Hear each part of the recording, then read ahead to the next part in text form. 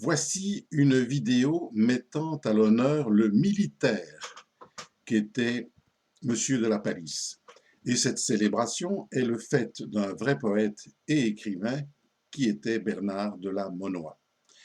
La Palisse se serait rendu célèbre par des vérités qu'il aurait dites lui-même ou que différentes personnes auraient dites à son sujet, dont le fameux Monsieur de la Palisse est mort, mort devant Pavie, un quart d'heure avant sa mort, il était encore en vie. Sur ce modèle, Bernard de la Monnoye a pondu littéralement des dizaines de quatrains dont j'ai retenu les meilleurs, selon moi.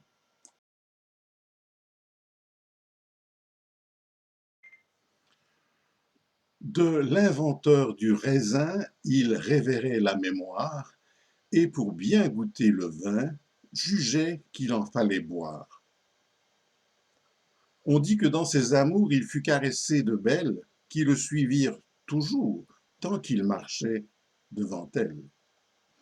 Il eut des talents divers, mais on assure d'une chose, quand il écrivait des vers, il n'écrivait pas en prose.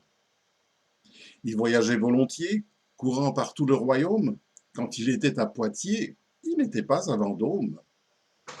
Il se plaisait en bateau et, soit en paix, soit en guerre, il allait toujours par eau, à moins qu'il n'allât par terre. Monsieur de la Palisse est mort, il est mort devant Pavie. Un quart d'heure avant sa mort, il était encore en vie. Il fut par un triste sort blessé d'une main cruelle. On croit, puisqu'il en est mort, que la plaie était mortelle. Regretté de ses soldats, il mourut digne d'envie, et le jour de son trépas fut le dernier de sa vie. Il mourut le vendredi, le dernier jour de son âge. S'il fut mort le samedi, il eût vécu davantage.